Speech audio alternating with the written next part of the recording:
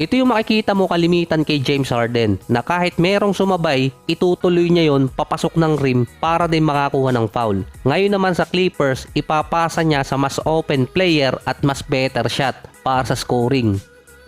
Si James Harden dati meron ding at least 8 free throws per game. Lagi siyang nasa top 3 or top 5 na may maraming free throws sa nakaraang mga taon. Since 2021 hanggang 2023, nasa double digit assist si Harden na nasa 10 per game. Ngayon naman dito sa Clippers, meron siyang 17 points, 5 rebounds, 8 assists, 1 steal at almost 1 block per game.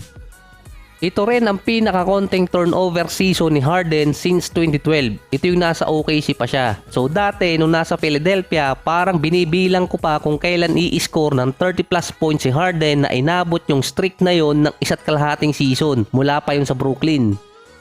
Last year, nakagawa ng 5 beses na 30 points itong si James Harden. Ngayon naman sa Clippers, 2 pa lang. Versus Pacers na meron si Harden na 35 points, 9 assists at 8 3-point shot. Yung isa versus Atlanta Hawks na 30 points, 8 rebounds at 10 assists. May 6 din siyang 3-point shot nun. Sa 2 games na yon na umiscore si Harden ng 30 or more points, may average ang Clippers noon na 150 points. Parang nakakandado pa ang offensive rating ni Harden ngayon. Ito rin kasi ang pinakamababang attempts ni Harden na merong 11 per game. Ito rin ang pinakamababa niya since 2012 nung 6 months pa siya sa OKC. Ang average noon ni Harden 16 points, 4 rebounds at 3 assists per game.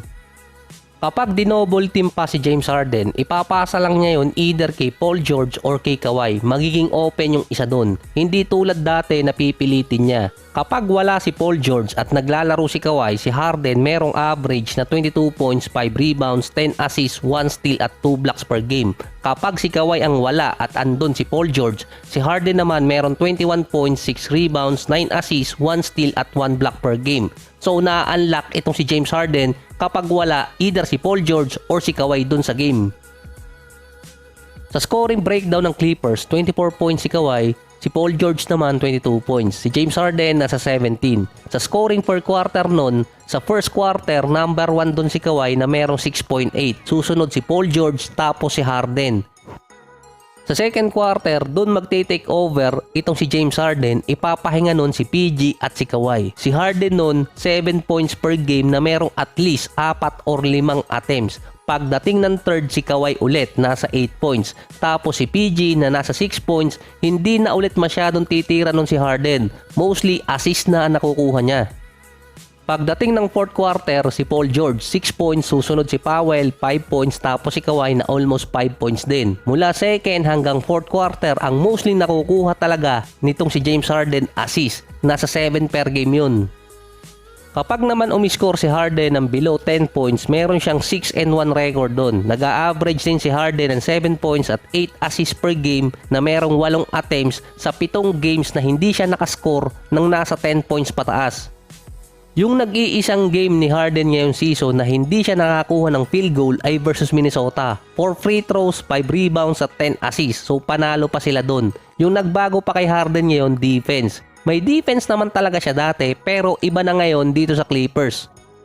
Sabihin natin mas malikot yung kamay ni Harden ngayon. Kapag nasa poste kasi or nasa ilalim ng ring, nadideflect na siya ng mga play or nadideflect niya yung mga bola. Meron siyang defensive rating ngayon na 113. So hindi lang naman kasi steals at blocks yung nasa defensive rating. Kasama doon ang deflection, broken play at yung ma-lockdown yung player na hindi makatira hanggang maubos yung shot clock.